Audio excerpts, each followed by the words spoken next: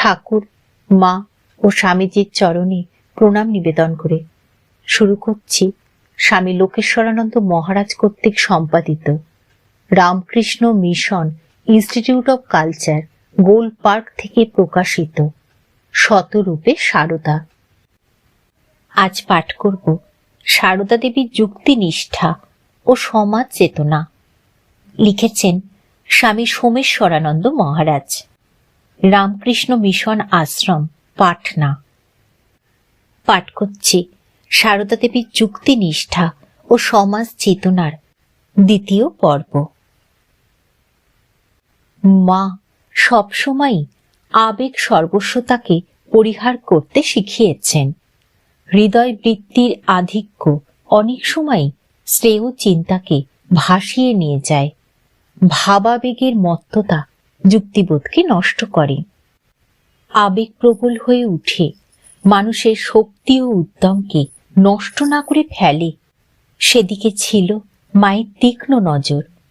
মায়ের এই চারিত্রিক বৈশিষ্ট্যকে আমরা বিশেষভাবে দেখতে পাই যখন তিনি তার এক ভক্তকে ভবিষ্যতে তার কাছে আসতে মানা করেছিলেন, কারণ সেই লোকটি মায়ের পায়ের কাছে আত্মহত্যা করতে উদ্যত হয়েছিল, জপ ধ্যানে মন বসে না বলে। এই সংস্কার মুক্ত যুক্তিনিষ্ঠ মন ছিল বলেই মা বিদেশিদের সাথে বসে খেতে আপত্তি করতেন না। নিবেদিতাকে তিনি কলকাতায় নিজের বাড়িতে থাকতে দিয়েছিলেন। এই বৈশিষ্ট্য মায়ের চরিত্রের এক বিশেষ সৌন্দর্য, যেহেতু এসব কাজে তাকে যথেষ্ট সাহসের পরিচয় দিতে হয়েছিল। সমাজের ভয় বা লোকের ভয় তাকে উচিত পথ থেকে নিবৃত্ত করতে পারেনি। তার এই সাহসিকতার পরিচয় পাই হরিশকে চর মেরে দণ্ড দেওয়ার মধ্যে। অনুরূপ একটি ঘটনা ঘটে জয়রামবাটিতে 1322 সালে। সেদিন গৌরী মা পুরুষের ছদ্মবেশে সন্ধ্যের সময় মায়ের বাড়িতে গেলে ছোট মামি অচেনা পুরুষকে দেখে ভয় চেঁচিয়ে ওঠেন। চিৎকার শুনে মা ধীরভাবে সেখানে আসেন কি ঘটেছে দেখতে। অচেনা পুরুষের সামনে মা দৃঢ় স্বরে বলে ওঠেন, কে রে? গৌরীমা ছদ্মবেশ খুললে সকলেই তখন হাসাহাসি করেন, কিন্তু মা সেদিন তার আশ্রিতজনদের রক্ষার জন্য এগিয়ে এসে যে সাহস দেখিয়েছিলেন তা বিশেষভাবে লক্ষণীয়। গতানুগতিক ধারায় চলতে অভ্যস্ত মানুষ অধঃপতিত মানুষের মধ্যে সহসা প্রকাশিত গভীর জীবন সত্যকে অবজ্ঞায় অগ্রাহ্য করতে চায়। মা কিন্তু এসব ক্ষেত্রে তার সংস্কার মুক্ত চারিত্রিক মাধুর্য দিয়ে সাধারণ মানুষকে নতুন পথের হদিস দিয়েছেন। সমাজের তথাকথিত চরিত্রহীনদের প্রতি তার ব্যবহারে ও মন্তব্যে। কলকাতায় মায়ের বাড়ির সামনে একটি লোক তার উপপত্নীর কঠিন অসুখের সময় প্রাণ দিয়ে তার সেবা করে। এই দেখে মা মন্তব্য করেছিলেন, কি সেবাটাই করেছে মা, এমন দেখিনি। একেই বলে সেবা, একেই বলে টান। কোয়ালপাড়া গ্রামে এক ডোমের মেয়ে মাকে এই বলে অভিযোগ করে যে সে তার উপপতির জন্য সব ছেড়ে চলে এসেছিল, কিন্তু এখন সেই উপপতি তাকে ছেড়ে চলে গেছে। মা তখন সেই লোকটিকে ডেকে ধমক দিয়ে বলেছিলেন, ও তোমার জন্য যথাসর্বস্ব ফেলে এসেছে, এতকাল তুমি ওর সেবাও নিয়েছ। এখন যদি ওকে ত্যাগ করো তোমার মহা অধর্ম হবে, নরকেও স্থান হবে না। এভাবে মা উভয়ের মধ্যে আবার মিলন করে দেন। মা তার যুক্তি নিষ্ঠা ও সংস্কার মুক্ত মনের ফলে তথাকথিত জাতিভেদ প্রথা মানতেন না, এবং এজন্য অনেকেই তার কাছে অভিযোগ করত, মা গো, বামুন হয়ে 36 জাতের এঁটো কুড়ুচ্ছে, শূদ্রের হাতে খাচ্ছ, তুমি বামুনের মেয়ে হয়ে এদের রান্না কেন খাবে? এ ধরনের অভিযোগ মাকে প্রায়ই শুনতে হতো সাধারণ লোকের কাছে। তিনি নিজে অব্রাহ্মণের এঁটো পাতা পরিষ্কার করতে কোনো রকম সংকোচ তো করতেনই না। এমনকি বৈদ্য, শূদ্র, বারুজীবী বংশীয় লোকের রান্না খেতেও দ্বিধাবোধ করেননি।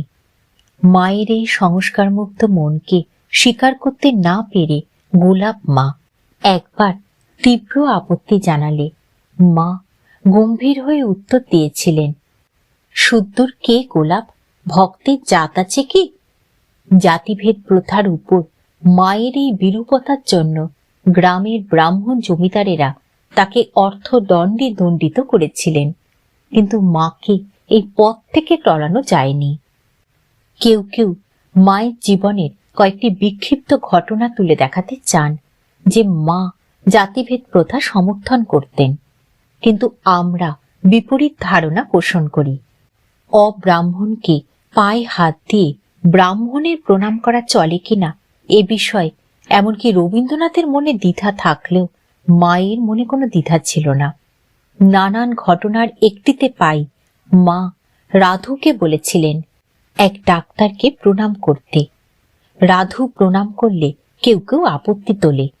ডাক্তার জাতিতে কায়স্থ আর রাধু ব্রাহ্মণের মেয়ে, অতএব এই প্রণাম করাটা সঙ্গত হয়েছে কি না? মা তার উত্তরে বলেন, সে কি, ডাক্তারবাবু কত জ্ঞানী বিদ্বান, তাকে প্রণাম করবে না? মায়ের কাছে তথাকথিত জাতপাতের চেয়ে বড় ছিল মানুষের চরিত্র, মানুষের জ্ঞান, মানুষের কর্ম। মায়েরই উদার দৃষ্টির একটি নিদর্শন দেখে স্বামীজি আনন্দ সহকারে একটি চিঠিতে লিখেছিলেন, শ্রী শ্রী মা এখানে আছেন, অর্থাৎ কলিকাতায়। ইউরোপিয়ান ও আমেরিকান মহিলারা সেদিন তাকে দেখতে গিয়েছিলেন। ভাবতে পারো, মা তাদের সঙ্গে একসঙ্গে খেয়েছিলেন। এ কি অদ্ভুত ব্যাপার নয়?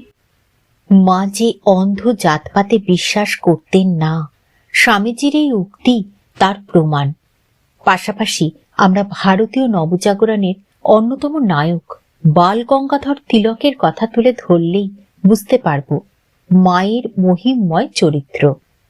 1890 খ্রিস্টাব্দে খ্রিস্টান মিশনারিদের আয়োজিত এক চায়ের সভায় আমন্ত্রিত হয়েছিলেন তিলক এবং সংস্কার আন্দোলনের অন্যতম নায়ক মহাদেব গোবিন্দ রানাডে।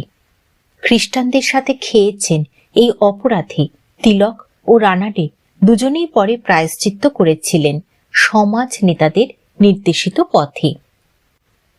মায়ের সমগ্র জীবনই আধ্যাত্মিকতায় পরিপূর্ণ এবং এই ভাবকেই তিনি সর্বোচ্চ স্থান দিয়ে গেছেন।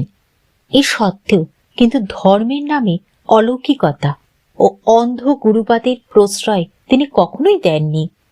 এমন ঘটনা বহুবার ঘটেছে যখন তার দেবী সত্তার প্রকাশ ঘটেছে কিংবা তিনি নিজে তার স্বরূপের কথা হঠাৎ বলে ফেলেছেন, কিন্তু প্রতি ক্ষেত্রেই তিনি তা চাপা দেবার চেষ্টা করেছেন।